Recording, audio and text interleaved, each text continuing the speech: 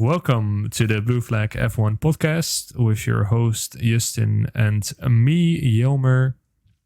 We will be sharing our limited knowledge and our plentiful opinions on the Formula One news of yesterday or last week. Justin, it seems we have been lapped once again. Yes, it's already time to move aside to check and let the race leader pass by. So, welcome again for having me here. What are we going to talk about today?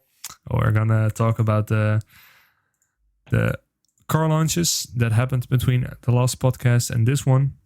We're gonna talk about the Drive to Survive trailer, and we are going to talk about the driver partnership for Ferrari as they're the last F1 team that has yet to launch their car.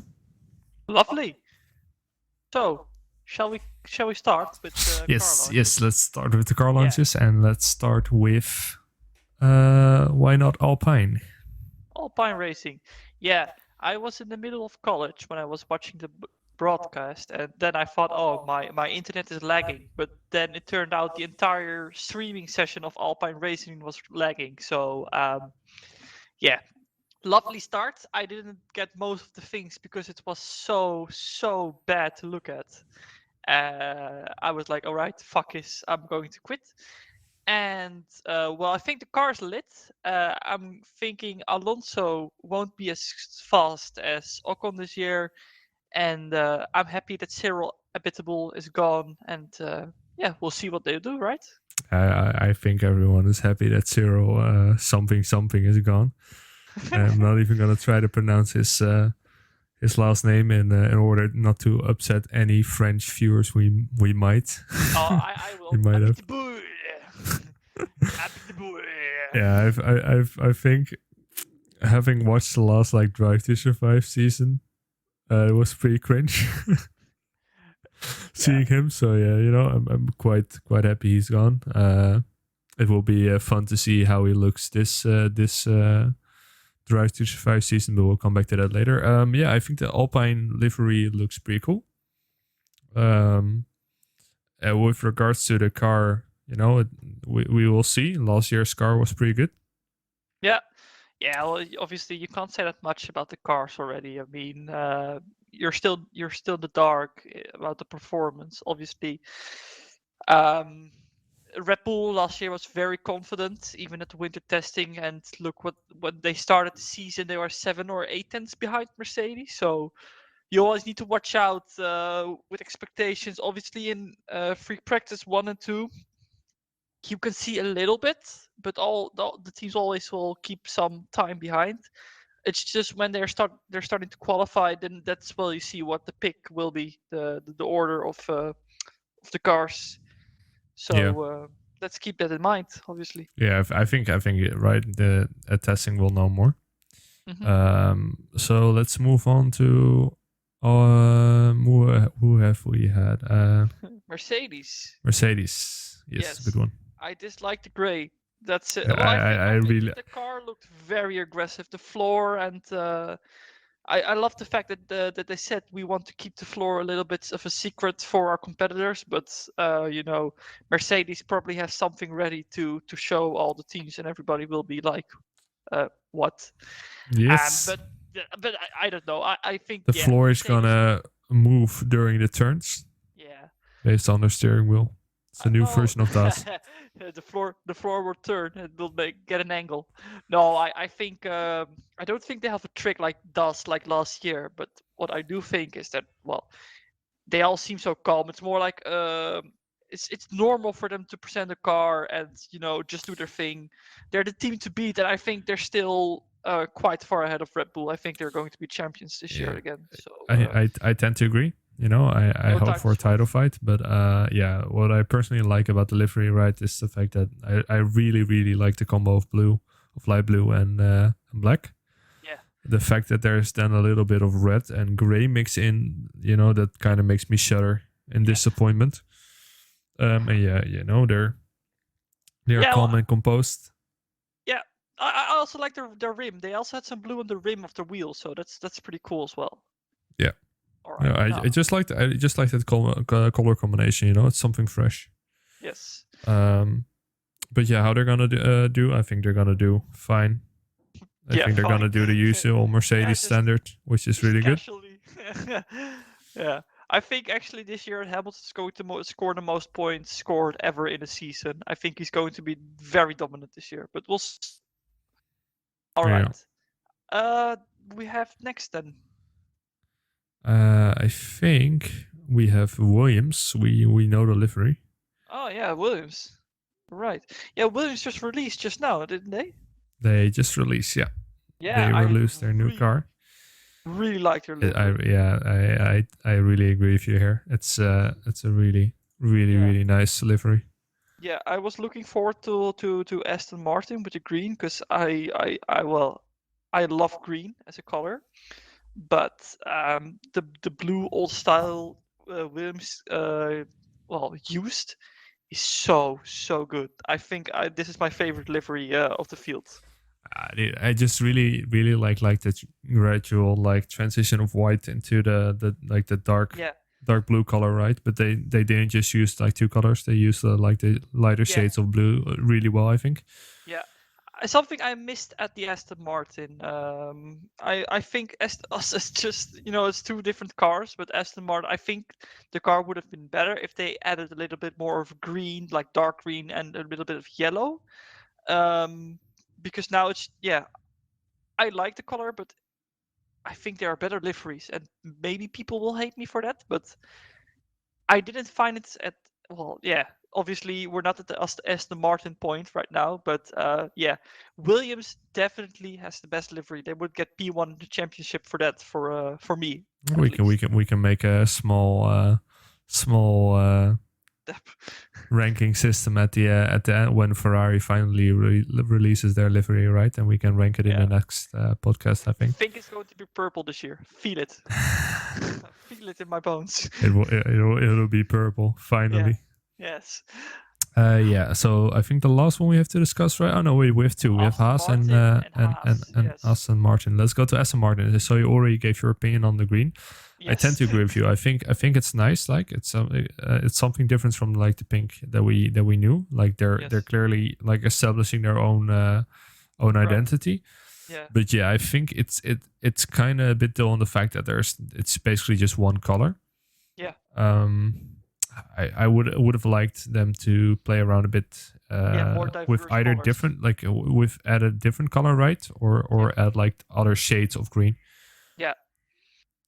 Yeah, but I must say the car launch was one of the better ones. I watched the car launch and I think it was really good. Also the way how they got their history of Aston Martin as the brand in Formula One, I really liked it. So they did well, and I think they still got a good livery. I still think one of the better ones. But Williams just topped it off, I think.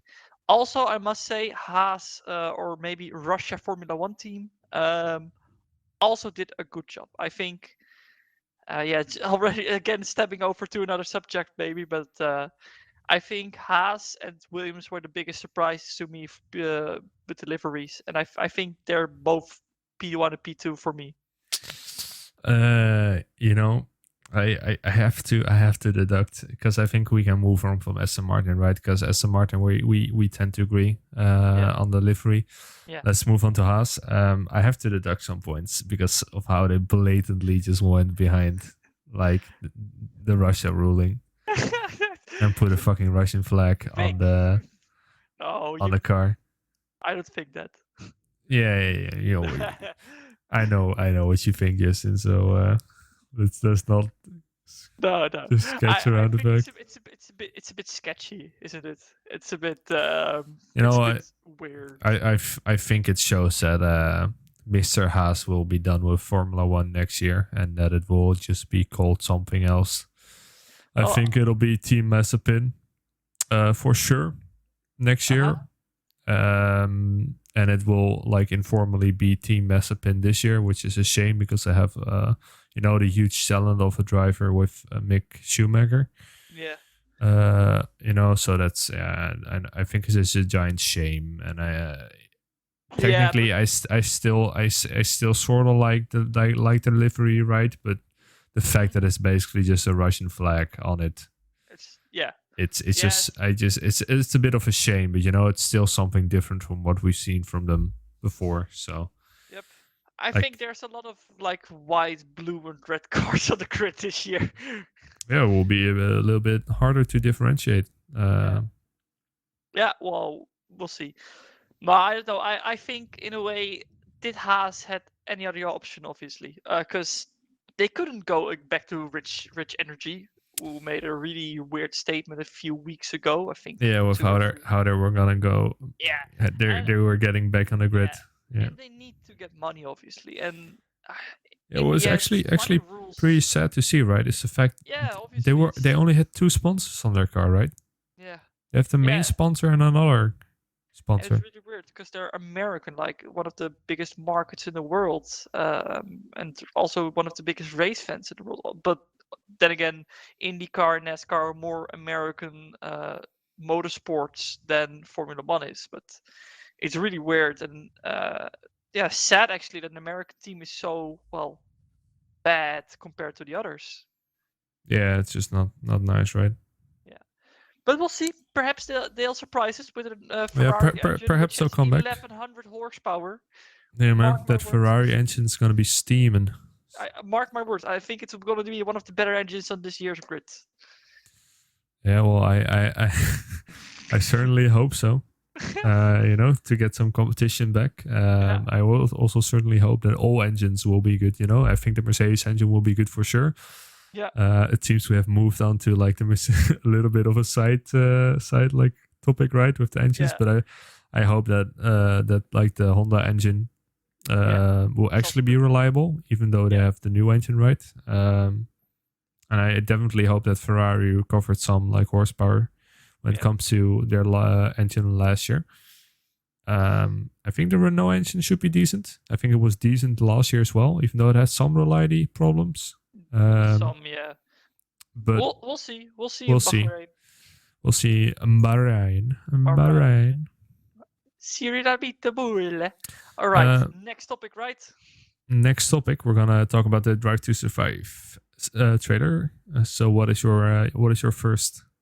2 things I'm excited for: Gunther and second Steiner. I saw that in the comments. Yes. Yeah.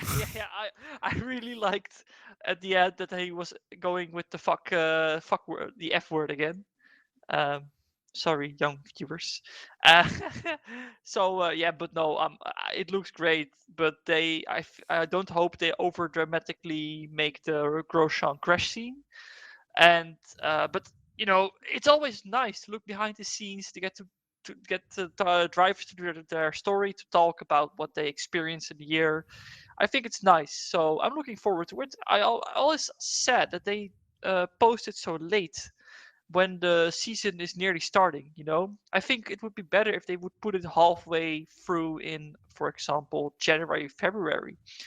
Yeah, I kind of get it, right? Because there's probably a lot post production, but I think if they would do that, if they would do it like it, I think the problem with that is the fact that how they record it is that they copy and paste stuff from different races to make it seem more dramatic, right? To increase the drama in order to make it more like to entice people to watch it more. Yes. And I think that's a problem, and that's why it's out so late, because all the post production for the show has to probably be done after the season ends, because they have to look at the races and have to look at like the onboard radios and like the onboard cams and shop it all together, even though it might be from different races, because we know they do that. To make it seem more dramatic. But if they would actually be true to like the race, the race concept, so they would just edit it after each race, which is doable. If they start the editing process for a certain race after a race, then you could actually do it in January. I think you could release it in January or February, but I think it's very hard to do. Yeah. How they do it now. I think it's very hard to release it earlier. But yeah, I think I think Drive to Survive generally should be something that bridges Formula One fans right to the next season, because it's good bridge content. In that terms. Yeah. All right. And just another side topic. I personally have to commend Formula One with the amount of bridge content that they released this like off season, because they had a few like good videos that they posted on YouTube. Yeah, sure. That's true. And I think also on the Formula One TV app that they also post a lot of inside stories. So you can rewatch all like the big stuff like Gasly's performance at Monza and also But Checo's they performance. also they post all that stuff on YouTube as well. So like Yeah, you have some, not all, but not all, fair enough, but it's very cool that you have like the stuff with the like the inside with how they repaired Max Verstappen's car at Hungary. Like it's just very cool bridge content. yeah, I think Liberty is doing a great job on that one. Since Bernie left the sport, there's a lot more online content. But because before there were no like small videos. I'm not sure how you call them again. Like the recap of the races and the qualifying and the free practices as well. I think they did a really good job by adding those on YouTube and making this small and watchable for all viewers. So great job to Liberty on that one. Yeah, I agree. Okay, let's move on to the last topic of today, which is Ferrari and their driver pairing, because Ferrari is the last team on the grids who has yet to launch their car. Purple. Yes. It's gonna be purple for sure this year. You heard it first. We're hoping not to jinx it. It's definitely gonna be the purple. Okay. Yes. To the few viewers who might watch, it's definitely gonna be purple. You guys are the first to know. Inside knowledge here. Yes. But what do you think, Justin, about the driver partnership of Leclerc and Sainz? Well, I think it's first of all, I think in a way it was good. Vettel, I think, was at the limits of his capacity, and although I really like Vettel as a driver, I think Ferrari was not the right place for him to stay. Also because of the hard season he had, I think he deserves better. Also, how the team treated him, and especially Binotto. I'm not really fond of Binotto as a team principal, but that's another subject for another day. But I think it's really dangerous actually, because Sainz is very quick. Because if you compare him at his Toro Rosso age compared to Verstappen, they were nearly as fast both. Sainz was, I think, one of the closest teammates Verstappen had in his whole career. And I think he became even better at McLaren, because look at some of the performances he put in. And sometimes his qualifying and race results were really good, and his overtakes were really bold and late. So I think Ferrari wanted obviously a second driver, just like Kimi was quick, but not too quick. Just for example, like a Bottas. But what I think, you're going to have two sides of the garage who will compete, and it's going to be very tense again at Ferrari, because I think Sainz could be as fast as Leclerc is. Yeah, I think that's the problem, right? I think if Sainz actually lives up to his potential, then you could have two very competitive guys in the garage. And I think the reason that Ferrari got Sainz is because they wanted a solid number 2. But perhaps he is too solid. Perhaps he is too solid for the number 2 role. And if that's the case, then you have two very competitive guys. And if Sainz actually realizes that he's very quick in the car and he feels like he can take control of the team by doing better than Leclerc, then you have a problem, because of course I think what's the term of his contract again? How many years does he have? I think 1 or 2. 1 or 2, because for sure, like, he feels that if that contract runs out, then it's Mick in that seat. Yeah, for sure. I think as well. So I think he feels and that he has to actually take control of the team, because if he takes control of the team, then he might actually get offered another contract, as unlikely as it now seems, So I think that's one of the biggest problems that Ferrari will have to deal with, is their driver pairing this year. We've seen Ferrari in previous years and how they handle their drivers, and it hasn't been that awesome. So I think that'll be the biggest problem. I think if they fix their engine next to their engine, if that's not fixed, that'll be a huge problem. But I think they'll fix the engine. I think the driver pairing of Ferraris is where we really have to look this year, for how the team will do. Mm-hmm. And I think that'll be an interesting thing to watch this season. Yep. Well, yeah, obviously there are a lot of cool things to look for this season. I think the midfield will be like very competitive, even more competitive than last year's. And I really like the midfield battle between McLaren and Aston Martin. And I think Ferrari will have a very fierce battle next year. But obviously, we don't know until the season starts in the first race or first qualifying session. But until then, obviously, we can have a lot to talk about.